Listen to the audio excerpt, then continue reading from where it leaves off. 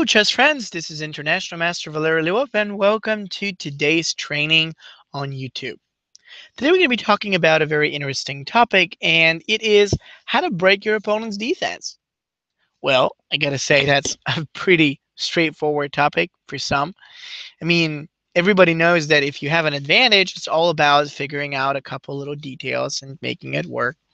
So that sounds cool, but it's not that easy. Breaking the opponent's defense, as Anatoly Karpov used to say, could be one of the most challenging things in the game. And the reason is because there's so much to figure out. So I'm going to show you a game that was played between Christian Bauer and Viktor Korchnoi, actually. And this is a game that was played in 2000 and actually 2006, I think, 2003. So it was a great game that illustrates very well how an advantage could be comprehended and expanded as well. So let's take a look.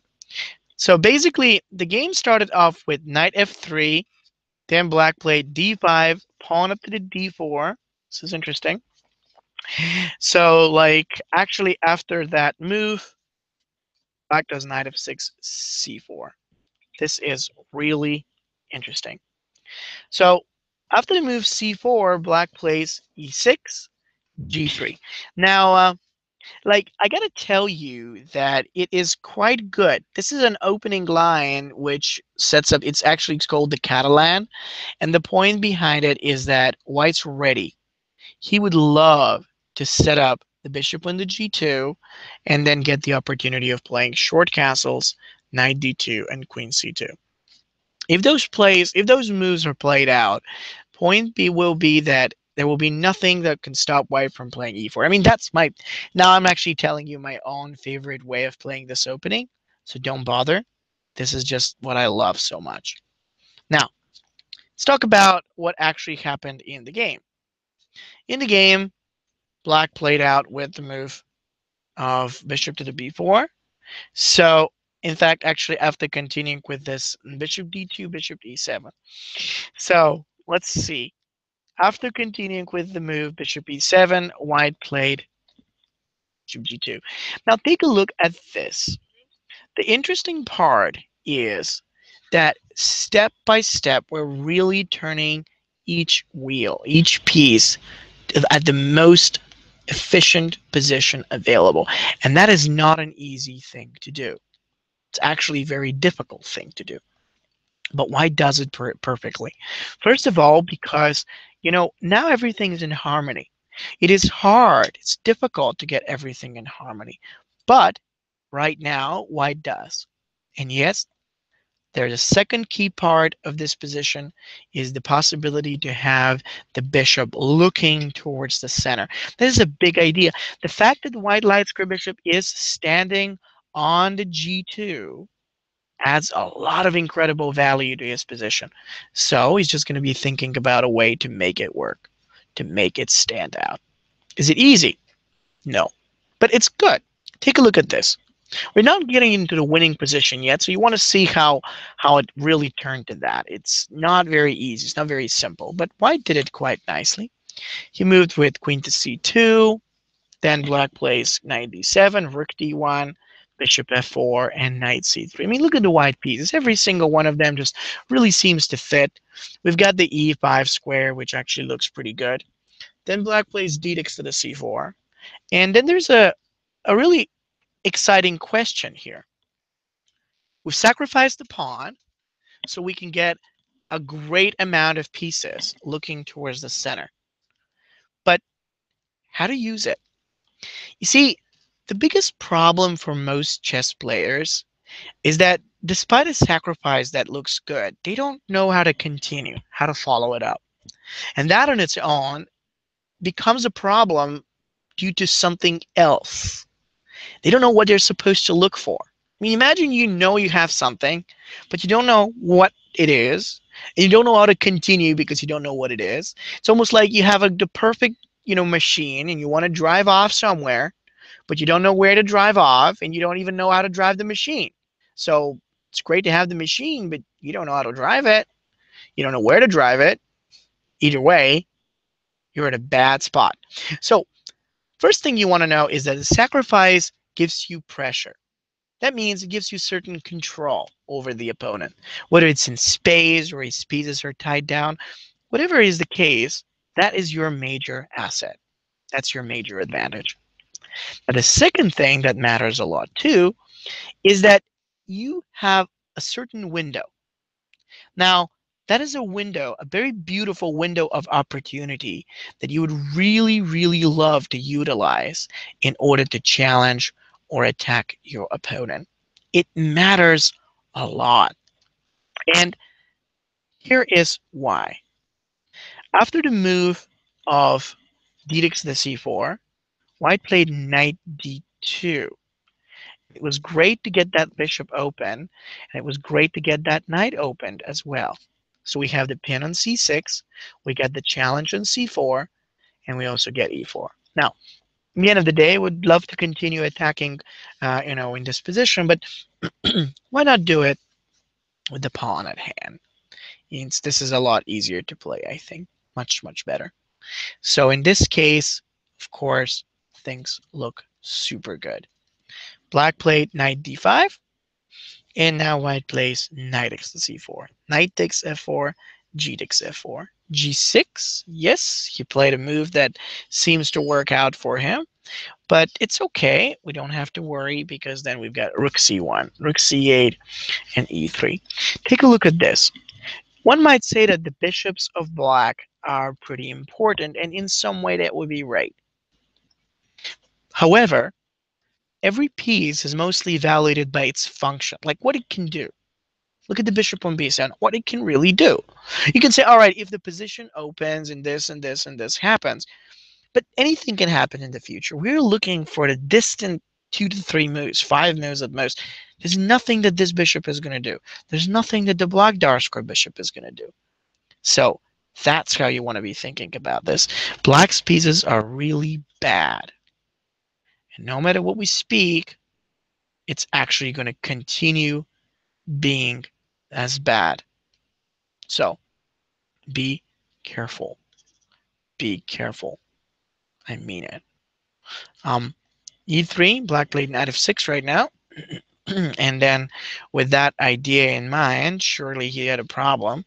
We played a3, and so actually after the move of a3, let me see what happens. So black is obviously having a little issue. He played alongside knight d5, b4, and a5. Yeah, I guess he just wanted to get some space around. But now we've already returned the material, and also we've actually gotten the chance to solidify. So this is very, very interesting.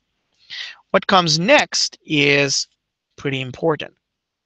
Okay, after the a5, we had b takes to the a5, b takes to the a5, queen b3, bishop to a6, and then we have knight to the e5, queen to the d6, and then we have the move of rook a1. It's pretty exciting to take a look at this position because white actually gets all that he needs in terms of good space and value. So he just needs to find a way to transform that. Now, nobody said it will be easy, but look at this pressure. I often like to ask my students, do you know what is the highest form of attack? They sometimes tell me, yes, I do. It's initiative. And I'll tell them, yes, initiative is one of the highest forms of attack, but it is not the highest. Because, see, initiative could end. Initiative means you've got the momentum right now so you can create threats, and maybe they will give you the advantage, maybe they will not. But either way, that is temporary. Now, the key is not to have something temporary. So before you win any material, the secret of a successful attack lies within the idea of pressure. Pressure is very simple to understand, really, if you think of it. It's all about one thing. Can I tie my opponent down to a big defense, or can I not tie him? It's like, the possibility for you to keep his hands tight while we get to advance your forces. Pressure is going to give you the continuous opportunity to attack and challenge him in different ways. So this is why you care about it so much more than anything else. So remember, if you get the pressure, that is all you need. Make sure you keep it and make sure you grow it, because that is what really makes or breaks your attack. Before, remember, before it wins. So we have the situation now in which white actually has this very good pressure. He's got black on the downside defending, and I think that makes a lot of sense. It really does. So what does black do? Well, he plays rook b8, rook c8, I suppose, and hope to just get those pieces out and, hopefully bring them in time, bring them in a good way. Because he did that. He did do that. It really didn't make much difference because, truth be told, white is already superior. Played knight e4 as it was, and then after queen c7, rook c1, bishop b5, knight c5. Now, I've been asked by chess players, Valeri, tell me, what is the worst situation in chess? Well, certainly the worst situation is when you get checkmated, but I wouldn't say that it is the worst, because when you get checkmated, it hurts. Then you go home, you relax, and you forget about it. The worst situation in chess is when you are being constantly tortured by the opponent who shows you that his position is better and makes it more and more impossible for you to get out. Essentially, that is the worst case scenario for anybody, amateur to grandmaster. Nobody likes to be in this position. I remember there was this game that I played. It was many years ago against one of the best grandmasters in my country, and I managed to get him a trap. So it was like I won an exchange out of the opening. It was pretty fascinating. Um, we exchanged all the, this trap exchanges all the pieces. So I was having two rooks versus rook and a knight, and many pawns, but I was clearly winning. So what I did is we had like 90 minutes plus 30 seconds per move, and I started figuring out ways to break through. He put up a pretty good defense. In the end, I got in time trouble and I messed it up and I even lost the game. It was very unfortunate. And then when I was analyzing that position after the trap that I set up with my dad, it turned out that he had no counterplay at all, and I could have made about 10 or 15 pawn moves. And what it gave me as an idea is, what if I did 49 moves with any pieces, 49 moves, which would give me 30 seconds on the clock. Then I make a pawn move, so there's no 50 move break rule. Then I make another 49 moves with 30 extra seconds to my clock. Now you can make the math. Essentially, that means like 15 moves that will give me, another 49 moves each. So 49 multiplied by 15, okay? And then that means we got 735 moves I could do. Let's multiply that by 30 seconds that I would get for each move that I would play. So that means I would get about 22,000 seconds to my clock. Now, if you calculate that time, in the end of the day, you see, this is very, very interesting. In the end of the day, I would have so much time to figure out how to win that I didn't even have to hurry at all. So this is pretty interesting. I would have like what, I don't even know what the math is, but I think like something like 350, 360 minutes to figure out how to win. 367 minutes to have figured out how to win the game. Now, what can I do in 367 minutes? It's a lot of time. That's like what? A lot of time. 6 hours plus my 1 hour that I had because we were still in the opening stage. A big thing. 7 hours to figure out. We were actually going to play a 12-hour game in which a grandmaster, seed number one in the tournament, would have to stay there fighting a kid with an exchange down for 12 hours. I don't think he would do that. I think he would have resigned before this. But I'm telling you this case because I really want to explain how necessary it is that you do not hurry. Try to keep the position as long as possible, because that is not only going to give you more time to figure things out, but also it's going to make your opponent more nervous. It's going to make him blunder and make mistakes. By the way, that is very well explained in one of the brilliant lectures from the training package right below this video. I encourage you to check it. It's a great training package. It has a lot of interesting ideas in itself, so you could take a look. And they give, the author Grandmaster gives a lot of insight as to how we're supposed to think about these situations. So take a look at it. You'll find it very helpful. Now, in the game itself, essentially that's what White did. He just wanted to keep it, and he did, which of course really led to some terrible consequences because Black is awful. He does not have the ability to do anything, and then he just has to keep going back there. Now, this move is awesome. When you hold your opponent back, your position naturally grows. Now, it may almost sound like, oh, it's I don't know. I mean, I don't want to be in this position. I'm not sure if I could win. The truth is, it naturally grows because you grow in power. You limit him, you grow in power. You restrict his speeds, you grow in power. You pressure him, you grow in power. You always grow in power. The fact is that most people have no patience for that. They say, I don't care about growing in power. I want to kill him right away. Doesn't work like that. Okay? So the idea is grow in power, keep him there, make sure you limit his pieces, you take away his counterplay, and wait, wait, wait, wait for the right time when the right breakthrough will come. It will come. You don't know when, you don't know how. There's no rule about that. But it will come, just like it did at this point. And right now, it is perfect. When this move comes in, Black's in a deep trouble, but the worst thing is that he doesn't have anything to do about that. It is an awful position with an awful tactical sequence that's just going to kill him.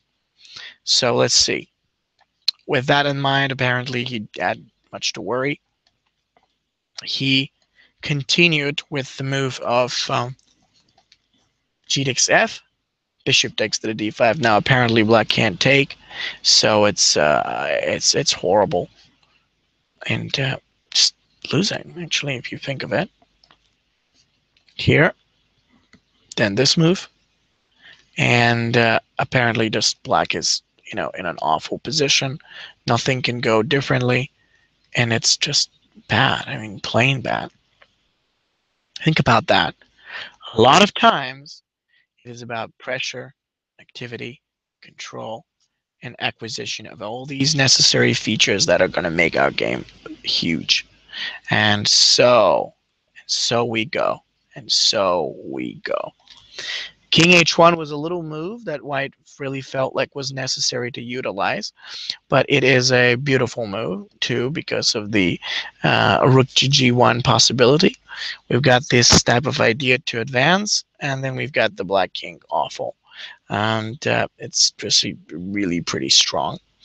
Well, after that was played, apparently Black had so much to worry about and can't make anything. f6, rook g1, king h8.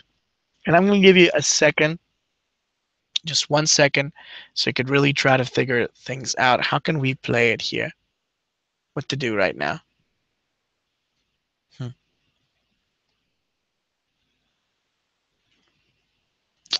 How can we do something good? Let's see. You see, there's different kinds of moves we can try to do, and I like almost all of them.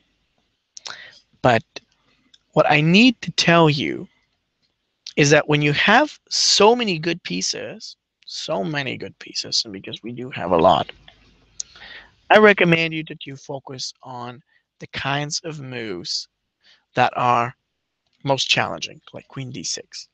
Probably figure that move before I tell you to think about it, but it is so beautiful, so I just couldn't tell you anything else. This is the move that kills it.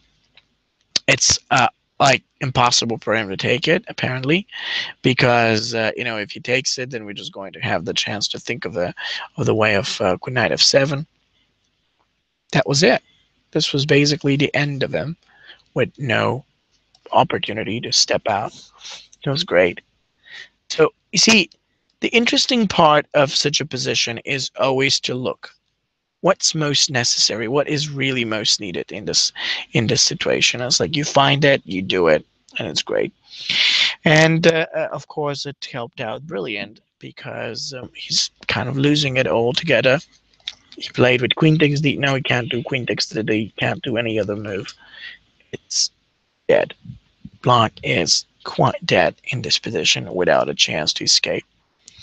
I love this game mostly for the way on how White built his counterplay and how he made it work through a continuous and very effective improvement.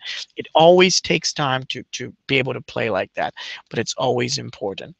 So do it like that, build up a pretty good position, and it will help out a lot. So, like that's my thought about the right principles that you would like to be keeping in mind. And let's take a look at another game that I would want to show you. A pretty interesting game, as a matter of fact. So let's take a look and see.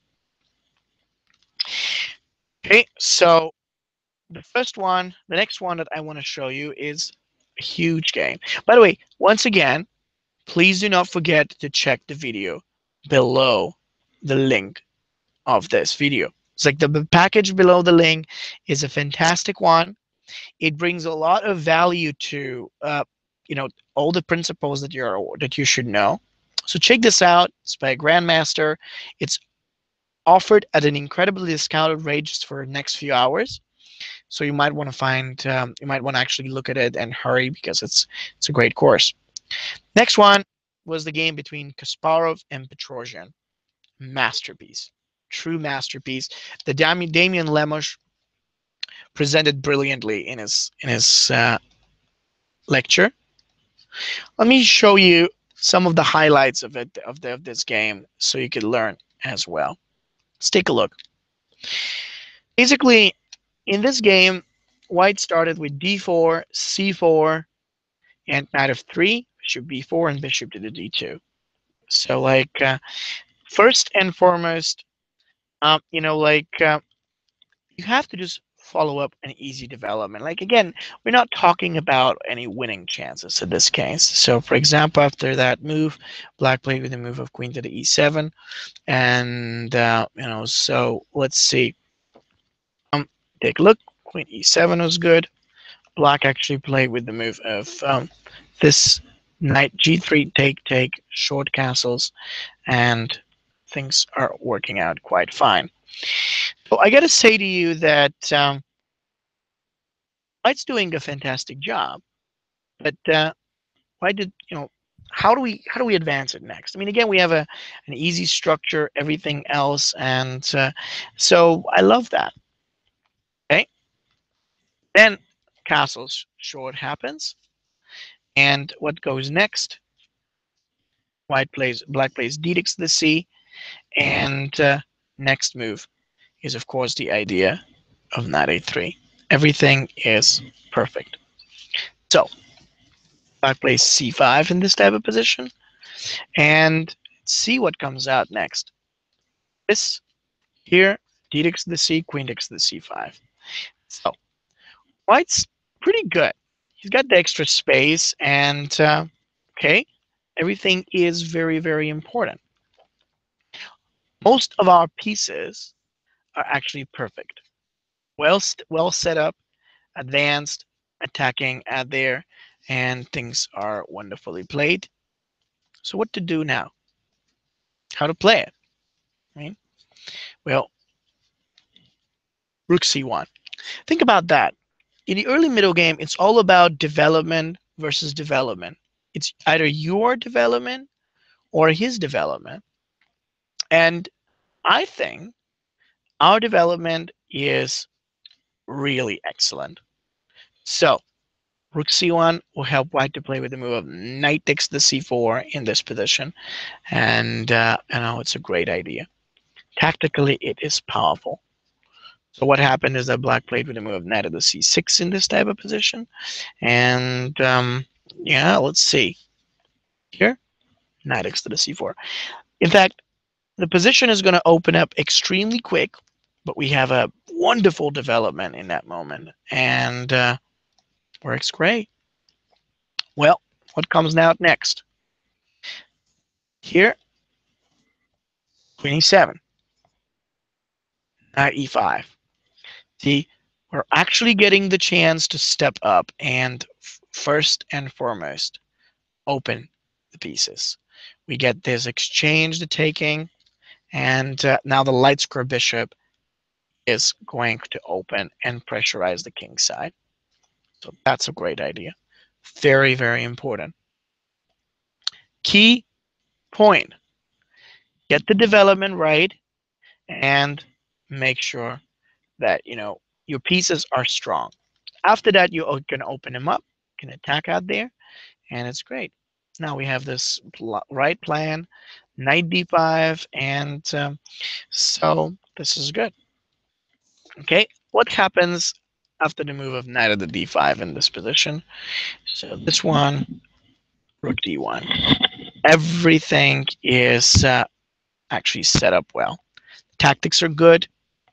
Everything is perfect. And of course, like this knight b6. So what to do now? Everything is great. I mean, you having the good development doesn't mean that you can necessarily make it into a winning position. What to do now?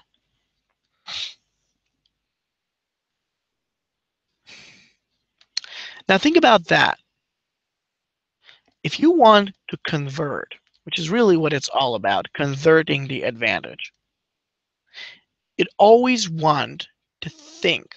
It's a big, big idea. What or how I can make my pieces get a lot of, like power to create real threats. And that may take some time and an extra buildup in this position. So this is very, very interesting. With the queen on a5, now we have apply extra tension out there, and we have a wonderful position, great setup, everything is good. So what's coming up next after that? Well, black obviously has an issue. He actually played the move pawn to the g6 in this moment, and then white makes something very, very powerful. What did he do? Rook d3. It's a great thinking. Slowly. Remember what I said. Keep him longer in that bad position. He's going to make a mistake soon or later. So this is very, very important. So like, after that kind of a move, we actually have this, the rook is there. We've got the knight that's perfect. We've got the bishop out there, and it's a perfect continuation. Step by step, work it from the inside out. It takes time.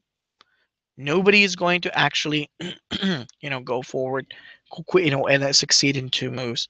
And this is quite interesting. So rook to the d3. And what did black do after that move? I mean, after rook d3, black played with the move of knight to the d5.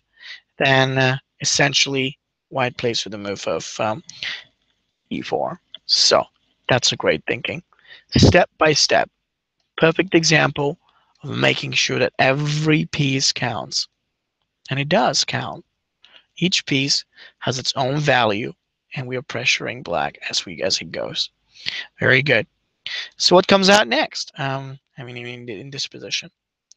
Well, black played with knight b6, and you might want to think about, like the setup here, because having a knight on e5 and the rook on the d3 are two things that are great. But how to make these pieces work? How do you make a position that does not look so perfect or so pretty really work for you? Is it even possible? Yes, it is. You just have to think. See, actually, very important idea. See, you are in a good position. You can't find a way to make some threats or some breaks. You have only one choice. It's a big, huge idea, by the way, but it works. Key is, it's a key point, by the way, improve the worst place piece. The worst place piece must always get better, because when you set that piece right, then it can help you quite a lot. We've gotten the chance that right now there's the bishop that was blocked, and then we have this opportunity to keep it forward. It's a great looking move. It's a strong and interesting resource. With the bishop on the f1, now we're actually going to have the idea, or the possibility to maybe advance. And yeah, that's all we'd like. It's easy, it is simple, and it is pretty in this case. So what's coming up in this position? Well, after that was done, let me see what comes out in here. So first thing, rook e8, and then white plays rook to the d1. Beautiful. So what comes out now? It's great to have this little line for our pieces, but what to do now? Well, black played rook to the f8, normally, naturally, I'd say. But white continues with a3. It's a very, very interesting way to go. So step by step, let him stay there.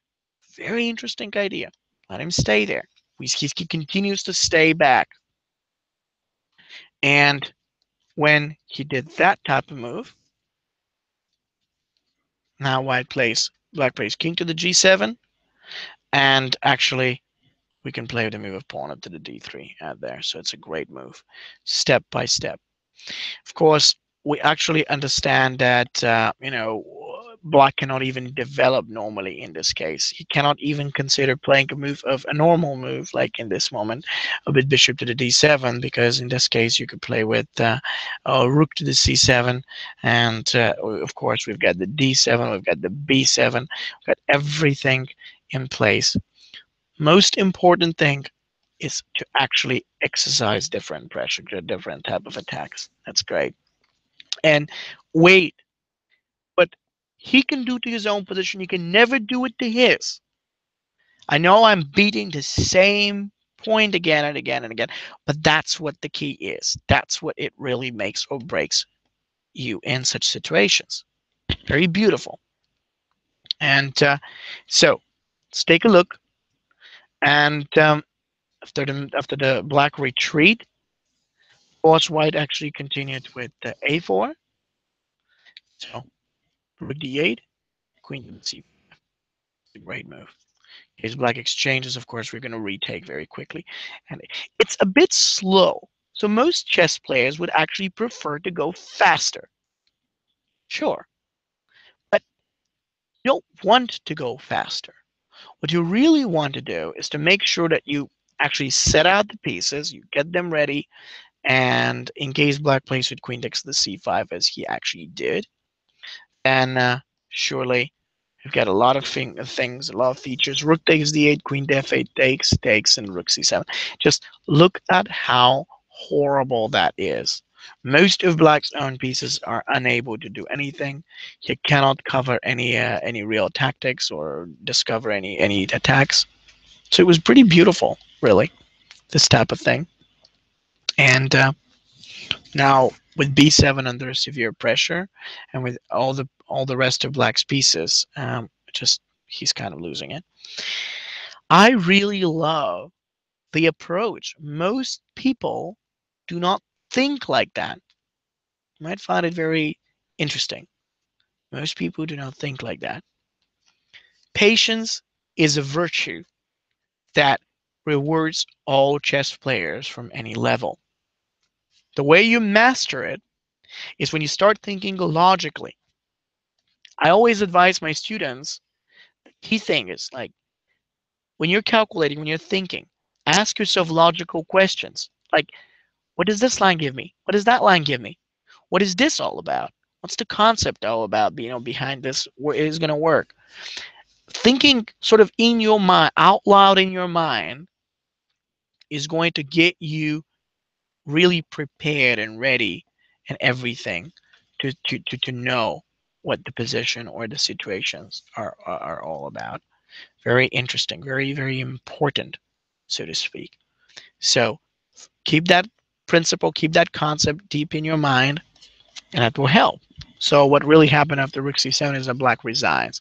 It's no wonder because, truth be told, after f6 and then knight g4, this is actually a completely winning game. And it what's so exciting about this is that this whole thing was done by the like Kasparov versus the so-called Iron Tiger. I don't know if you've heard about the Iron Tiger, but the Iron Tiger is it's a nickname for Tigran Petrosian, who is known as the best, most brilliant positional player of all time. And Kasparov did that against him. He followed Spassky's advice to play positionally, to play it quietly, and never rush. And so he made it. I remember when my dad first taught me that game, I was deeply impressed by the gradual improvement and the way on how Kasparov outplayed an opponent he's never beaten before in his life. Yet by the advice of Spassky, he played very positionally and then gradually managed to achieve the most powerful thing, of course, and that's the restriction. So I thank you all for joining me tonight. I do hope that my suggestions have been useful for you. Don't forget to check the link below this video for an incredible 50% or more off on an incredible course, but new course by a top grandmaster. So check that out. He's got a lot to say about how different principles do work. And so make sure that you take advantage of that for the next couple hours. I thank you for joining and watching today, and I'll see you next time.